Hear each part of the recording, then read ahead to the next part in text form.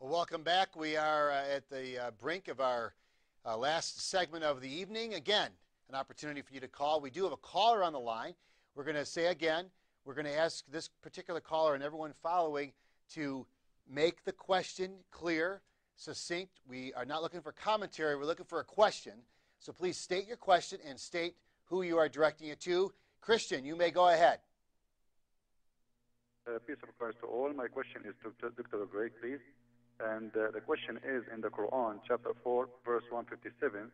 It says that Allah, He made it appear to the Christians that He was crucified, which means this is a proof that Allah Himself is approving a crucifixion which happened, and the witnesses, they are saying the truth in the Bible when they say Jesus was crucified.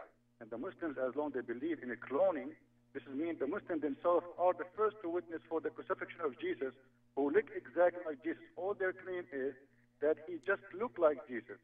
And as long as the Muslims, they are looking for eyewitnesses, this means that God Himself was an eyewitness for this, and He is saying this would happen. So my question is, where is the eyewitnesses for Jesus was crucified, as long as the Quran Himself did witness the crucifixion and said it just was a cloning? So now how we will know that this is not a cloning and this was a fake Jesus? Who in the world will believe that somebody is playing games and his name is Allah, but he is playing lies and making fake Jesus? So, Mr. Gray, can you answer? And your question is to Sheikh Karim? No, to Dr. Gray, please. I want him to answer why Allah is making someone look like Jesus, lying to us, making us believe that this is Jesus who appeared to us on the cross. Because Allah in here is witnessing that yes, there was a crucifixion, yes, that He was crucified, yes, this is true, but it was a fake one. And He waited 600 years with this lie, hiding it without telling us that I am a liar, I am Allah, the God of lies. I will not tell you until I send somebody else, his name is Muhammad. So the question is, why Allah you think He did such a lie to us? Dr. Gray, thank you. Dr. Evans. Thank you very much, caller, for asking your question. I'm not certain I heard every word quite correctly, and I apologize in advance if I have misheard something and therefore do not respond quite correctly.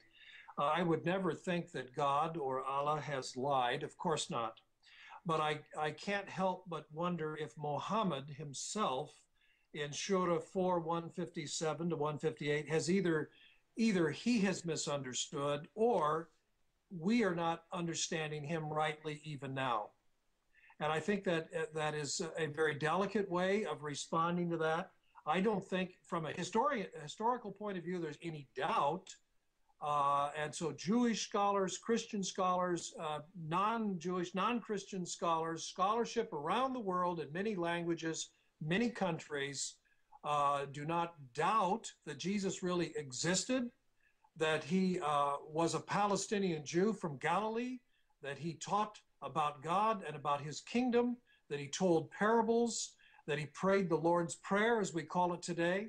They don't doubt that He engaged in healing people, but they don't doubt that He went to Jerusalem at Passover. They don't doubt that it was He who was seized by the ruling priest, handed over to Pontius Pilate, the governor, and was put to death on a cross. And those who are Christians, believing Christians, don't doubt that God raised Him up. I'm not sure why Muhammad, for some reason, presents this idea that it was a look-alike or somebody else died on the cross. I find that most strange and frankly quite unbelievable. Sheikh Karim, you have 1 minute to respond to that question if you'd like. First of all, I really want to invite you, Greg, to, the callers, to be respectful. You know, he's saying Allah lied, Allah lied. Look at the Old Testament. You believe in the Old Testament. The name Allah, I think you're an Arabic speaking. The name Allah was mentioned 17 times in the first page in the book of Genesis. Be respectful of the deity. Be respectful of God. And I'm really, Chris, I mean, do something about it. I mean, we're not here to hear insults to the mighty Allah here. There's no need for this. We're presenting facts and take it or leave it. All right? As for your question, now you're proving that the verse is authentic and you're saying it was made to appear like them. Finish the verse, Christian. Finish the whole verse. It says, وَمَا قَتَلُوهُ يَقِينًا. For sure, they killed Jesus not. You need to take the whole verse, not a piece of it. Thank you. Easy to answer. Okay, we have another caller. Danielle, you may go ahead and give us your question, please. Just stick with the question, no commentary. And who is it directed to? This is Daniel. The question is to the Sheikh. Doesn't Muslim tradition hold that, because this is in response to what you said about Pilate crucifying Barabbas over Jesus of Nazareth. Doesn't Muslim tradition hold that God switched Jesus at the cross, so not in front of Pilate, but actually on the cross he was switched? So that's my question, is about that.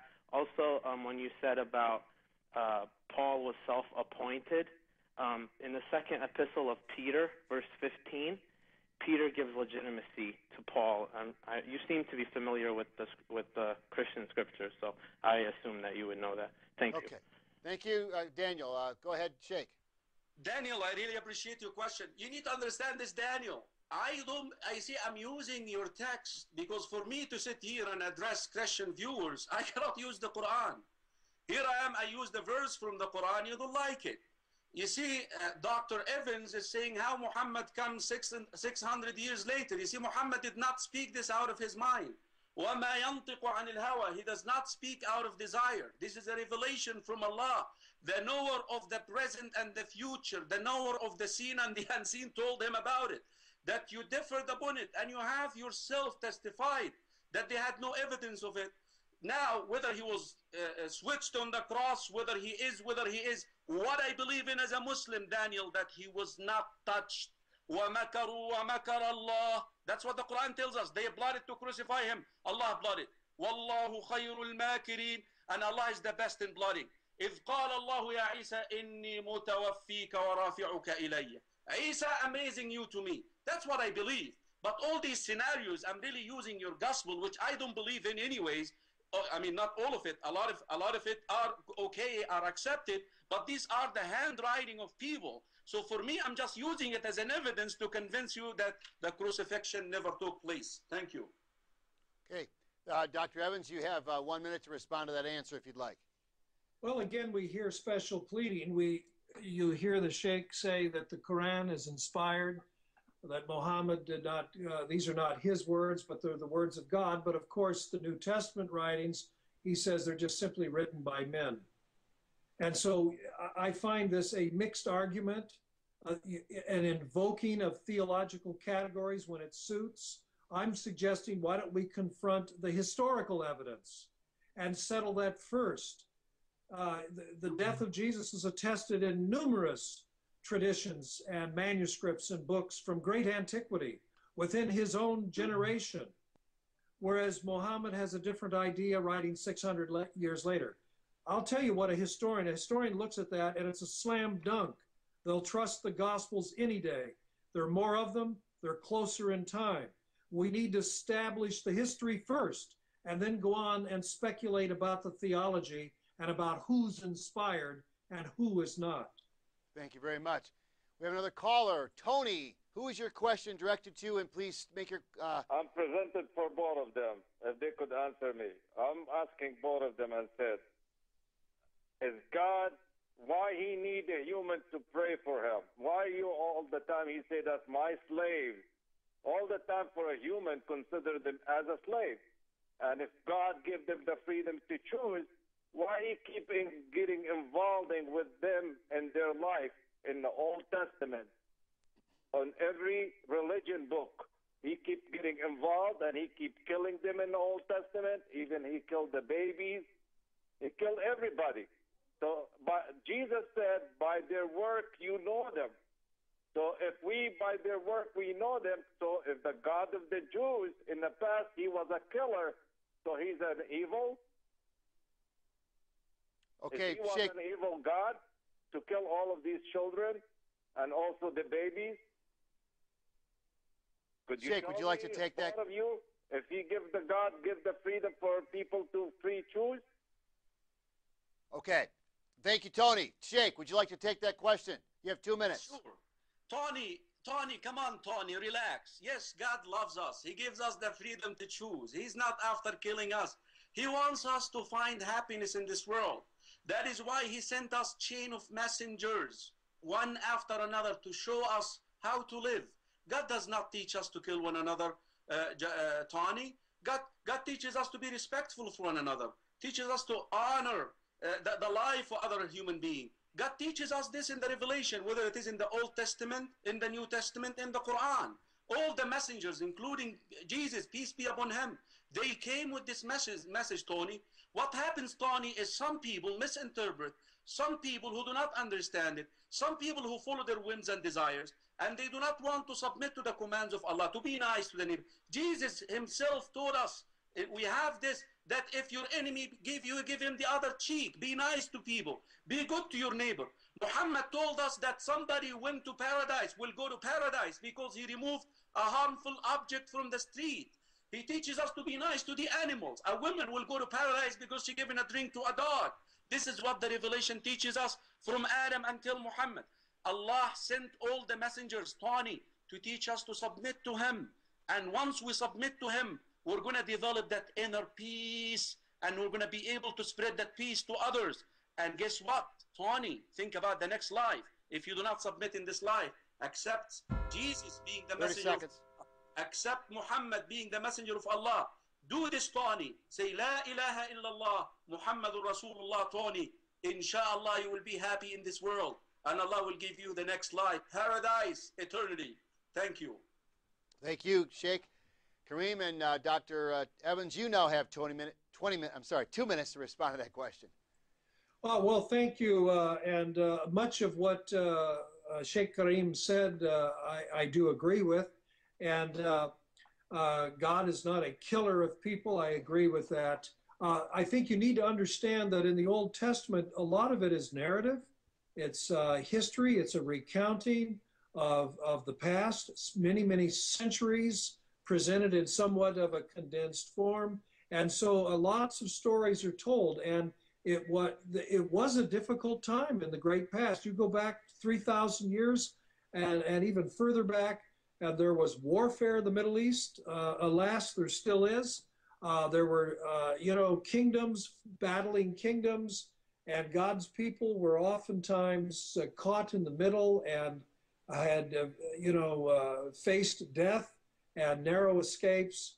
And so when you read the Old Testament narratives and all of these political things and battles and everything, you are left with the impression it's a bloody story.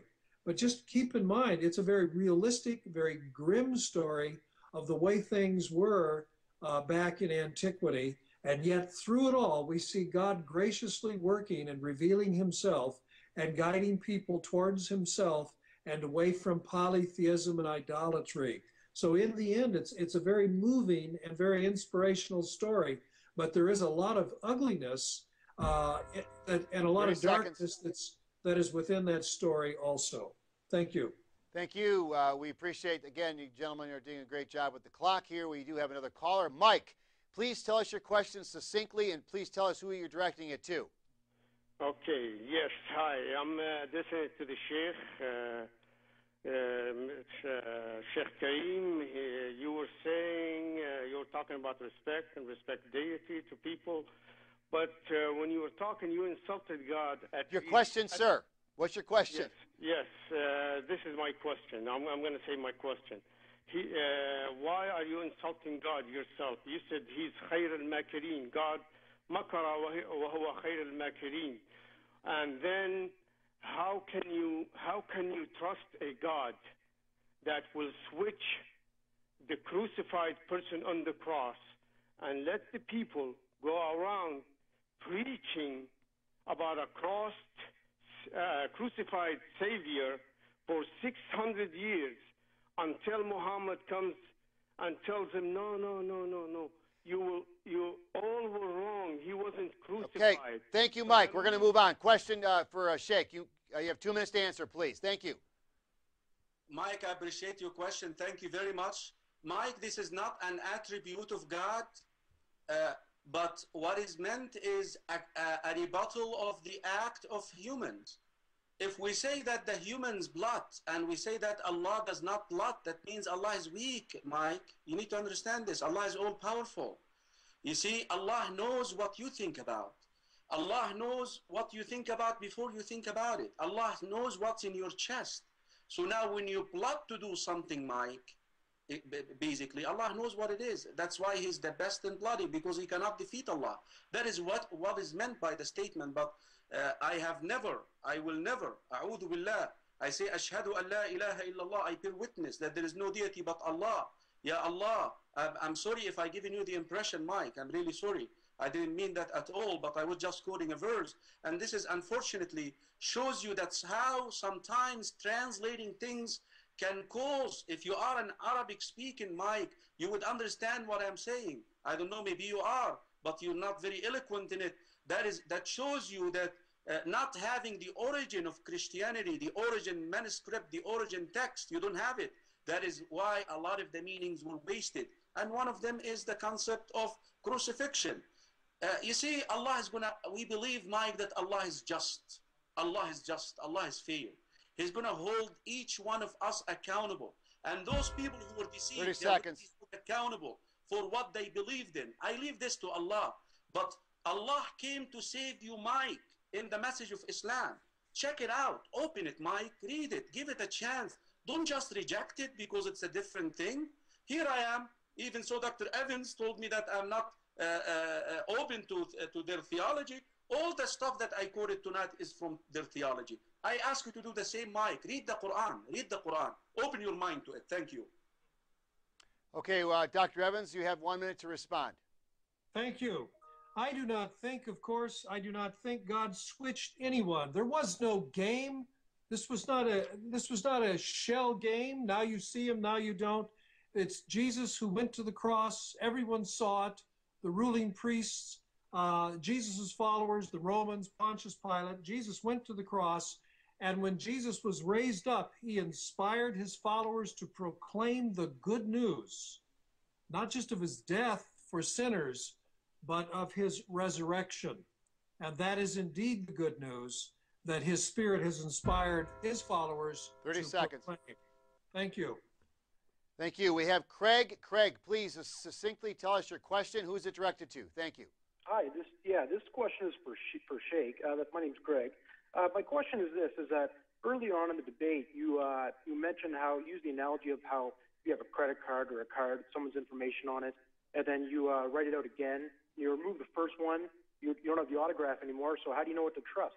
My question for you though is this: is a recent book by Keith Small, who teaches London School of Theology. He's written a book on the textual criticism of the Quran, and he said that since the Umayyad Caliph destroyed most of the early manuscripts, we don't even know what the earliest form of the Quran is. So isn't that kind of a double standard? Sheikh, you have 2 minutes to answer, please. Correct. Thank you very much. I would love this to be the platform to address the authenticity of the Quran and how it was compiled, but it is not. The forum here was Jesus crucified, but I use the analogy. You don't have access, dear viewers, you don't have access to the origin. Now, the actual Quran, what was revealed to Muhammad in Arabic, is available. If you take it to another language, if you take it into English, if you take it into Hebrew, at least if there is a meaning that is wasted, that's what I meant, Craig. You can go back to the origin and study some Arabic and you can find out what is wrong, what happened. But with your religion, I'm sorry, you don't have access to the origin.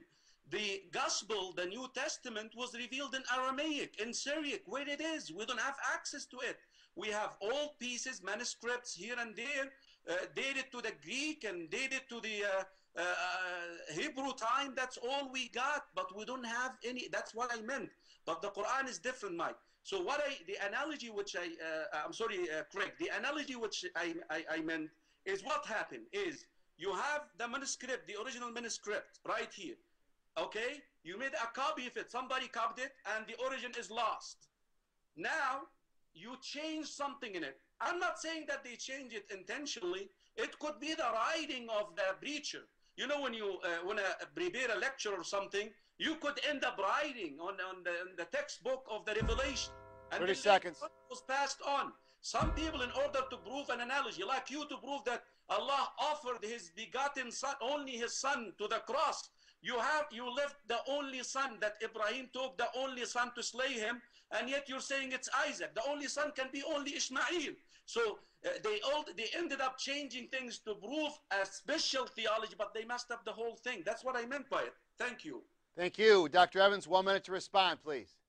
Oh, I appreciate Greg's question. It's a very good one, and I'm glad to see that at least there's the beginnings of textual criticism relating to the Quran. I think there's a long way to go, and I just encourage Sheikh Karim and other devout Muslims, don't be afraid of textual criticism, and don't be afraid of being honest about the text, and quest the text as old as you can find them, and join us in this kind of careful textual scholarship. That would be wonderful. Thank you. Thank you. And we have our last caller of the evening. And gentlemen, is it Bill? You have 2 minutes. What is your question, and who is it directed to? To the Imam. Okay. To the Imam, please. Your question, please. My question is, as the Sheikh said, Jesus was not crucified. He was raised up by Allah. Okay, I have another, the same question. Ask the Sheikh to read Sahih Bukhari, narrated by Aisha, book 59, 713. Please tell us your question. The question is coming. My question is, why did Allah did not warn Muhammad in Khalifa eating the poison? Sheikh. He helped Jesus not to crucify. Okay. Sheikh, let's Sheikh respond to that. I don't understand the question. I was unable to understand the question. Okay. Bill, could you tell us, please, quickly what that question is? Thank you. The question is, Jesus was not crucified. That's what he says. But he must read book 59, 713. Muhammad was poisoned in Khalifa. Why did not Allah warn Muhammad? Okay. Sheikh. You see, I'm unable. I'm sorry what he's talking about. I have no clue what he's talking about. I'm sorry. Okay. We'll just have to save that for next time. Unfortunately, we are toward the end of the program here. We apologize for making this somewhat abrupt, but we do appreciate the debate tonight. The debate does continue, not just with this program, but certainly ongoing. The discussion and the debate from both sides, both the Christian and the Islamic perspective. Gentlemen, we want to thank you again for participating in this program tonight. We certainly want to welcome you back individually, collectively, as we continue our programs, the debate night, which we will have every Thursday evening at 8 o'clock Eastern Standard Time. If anyone out there would like to even suggest a debater, Muslim or Christian apologist, we would love to hear from you. You can call us anytime at 248-416-1300, or you can always visit our website at abnsat.com. Again, we thank you for this opportunity to share. Continue to keep ABN in your prayers, and continue to support us financially. And certainly we appreciate your kind words, your gestures, as many people over the number of years that have been so supportive of this ministry. Certainly a blessing personally for me to be a part of this. I do wish everyone a great night tonight, and we welcome you again as you watch our programs here on ABN. And again,